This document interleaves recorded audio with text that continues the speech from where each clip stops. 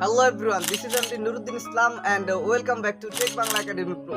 কেমন আছেন আপনারা সকলে? আশা করি আপনারা যে যেখানে আছেন অনেক অনেক ভালো আছেন। ইনফিনিক্স হচ্ছে এরকম একটা কোম্পানি যারা কিনা লো বাজেট সেগমেন্টে আমাদেরকে চমৎকার সুন্দর ডিজাইন সহকারে চমৎকার সুন্দর পারফরমেন্সের ফোনগুলো লঞ্চ করে যাচ্ছে।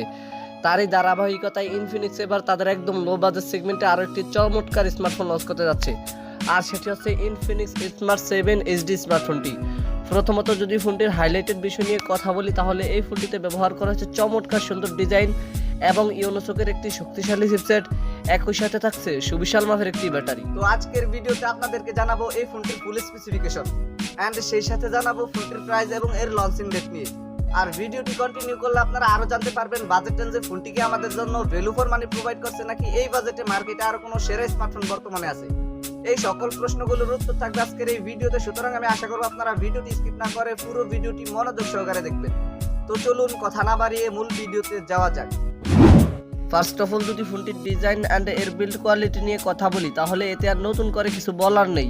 বরাবরের মতো আপনারা সকলেই জানেন ইনফিনিক্সের সাধারণত লো বাজেট সেগমেন্টের স্মার্টফোনগুলোর ডিজাইন একদম গর্জিয়াস লেভেলের হয়ে থাকে। এবারও কিন্তু তার ব্যতিক্রম নয়। বিশেষ করে ইনফিনিক্স স্মার্ট 7 এইচডি এই স্মার্টফোনটির ডিজাইন করা হয়েছে একদম অসাধারণ লেভেলের, আর এই ফোনটির ওয়েট করা হয়েছে 196 গ্রাম। তবে বাজেট সেগমেন্টে ফোনটির ওয়েট আরও কিছুটা কম হওয়া দরকার ছিল। ফোনটির রিয়ার প্যানেল আসলে আপনারা পেয়ে যাবেন একটি গ্লাস অ্যান্ড প্লাস্টিকের সম্মিলিত ব্যাক প্যানেল।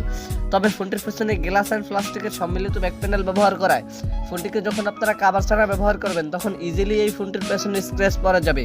তা আমি রিকমেন্ডেশন করবো আপনারা প্রোটেকশনের জন্য ফোনটির পেছনে অবশ্যই একটি কাভার লাগিয়ে নেবেন। ফোনটির রিয়ার প্যানেল আসলে আপনারা একটি ক্যামেরা বাম্পারের মধ্যে পেয়ে যাবেন ডুয়াল ক্যামেরা সেটআপ। একই সাথে ফোনটির ফ্রন্ট ফাটে আসলে ফুল ভিউ ডিসপ্লের মাঝখানে থাকছে একটি U shape notch camera setup. ফোনটিকে আপনারা black, green, white and blue এই চারটি কালারই পেয়ে যাবেন। তো ফোনটির ডিজাইন নিয়ে বলতে গেলে পার্সোনালি এই ফোনটির ডিজাইন আমার কাছে অনেক ভালো লেগেছে। আপনাদের কাছে ফোনটির ডিজাইন কেমন লেগেছে কমেন্ট করে অবশ্যই জানাবেন।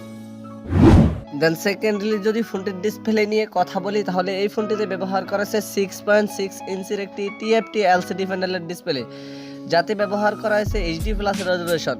তবে ফোনটির ডিসপ্লেতে এইচডি প্লাস রেজুলেশন ব্যবহার করায় ফোনটির ডিসপ্লে দিয়ে যখন আপনারা কোনো কন্টেন্ট ওয়াচিং করবেন, তখন ডিসপ্লে থেকে একটি হিউজ পরিমাণে রেজুলেশনের ঘাটতি ফেস করতে হবে। যদিও এটি একটি লো বাজেট সেগমেন্টের স্মার্টফোন, সেই হিসেবে ফোনটির এই বিষয়টি আমাদের একটু ছাড় দিতে হবে।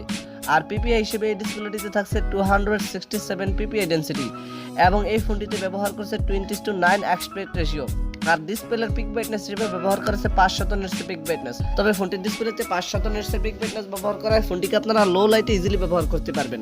বাট ফোনটিকে যখন আপনারা লো লাইটের পাশাপাশি সানলাইটে ব্যবহার করতে যাবেন, তখন ফোনটির ডিসপ্লে থেকে একটি হিউজ পরিমাণে আলোর ঘাটতি ফেস করতে হবে। যদিও এটি একটি লো বাজেট সেগমেন্টের স্মার্টফোন, সেই হিসেবেও এই ফোনটির পিক ব্রাইটনেস আরও কিছুটা বেটার ব্যবহার করা অতীব জরুরি ছিল।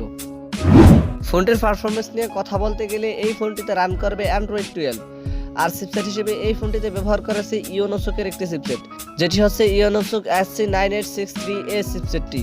আর এটি হচ্ছে 28 ন্যানোমিটার আর্কিটেকচারের বিল্ড করা অক্টা-কোর প্রসেসর। বরাবরের মতো আপনারা সকলেই জানেন ইউনোসকের সাধারণত লো বাজেট সেগমেন্টের চিপসেটগুলো মোটামুটি ভালো মানের পারফরমেন্স দিয়ে থাকে।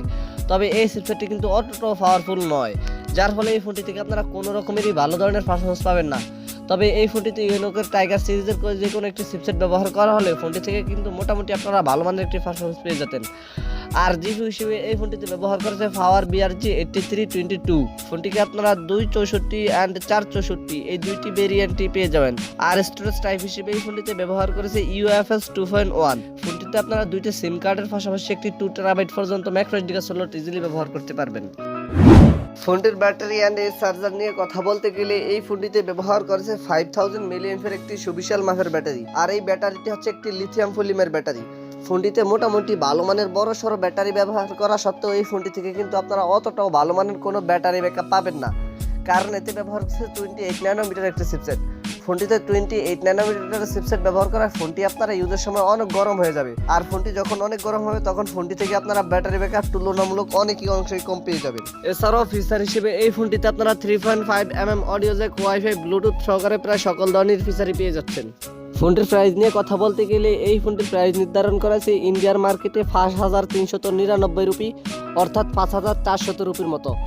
আর বাংলাদেশি মার্কেটে এই ফোনটি লঞ্চ হলে তখন এই ফোনটির প্রাইস হয়ে যেতে পারে প্রায় 9 থেকে 10,000 টাকার মতো। তো আপনারা যারা এরকম লো বাজেট সেগমেন্টের চমৎকার সুন্দর ডিজাইনের একটি ফোন কিনতে চান, অর্থাৎ ইনফিনিক্সের একটি ফোন কিনতে চান, তাহলে আপনারা এই ফোনটি কিনতে পারেন। আর আপনারা যদি এরকম বাজেট সেগমেন্টে এর চেয়েও ভালো মানের কোনো পারফরমেন্সের ফোন পেতে চান, তাহলে আপনাদের জন্য আদার অপশন থাকতে পারে। আর এই ফোনটি কিন্তু এই মাসের 25 তারিখের দিকে ইন্ডিয়ার মার্কেটে লঞ্চ হয়ে গিয়েছে। আশা করা যাচ্ছে ফোনটি খুব শীঘ্রই বাংলাদেশি মার্কেটে আসবে। তো এই ছিল আমাদের আজকের ভিডিও। আশা করি আপনাদেরকে এই ফোনটি সম্পর্কে মোটামুটি একটি ভালো ধারণা দিতে পেরেছি। এরপরে যদি আপনাদের কোনো সমস্যা থেকে থাকে তাহলে কমেন্ট বক্সে জানাতে পারেন, আমি চেষ্টা করবো আপনাদের কমেন্টে রিপ্লাই দেওয়ার জন্য। আর যদি মনে হয় ভিডিওটি থেকে একটু উপকৃত হয়েছেন তাহলে ভিডিওটিতে একটি লাইক দিয়ে দিবেন, ভিডিওটি বন্ধুদের মাঝে শেয়ার করে দিবেন। Anyway, thank you so much for watching this video. দেখা হচ্ছে খুব শীঘ্রই নতুন কোনো ভিডিওতে নতুন কিছু নিয়ে। টিল দেন টেক কেয়ার, আসসালামু আলাইকুম।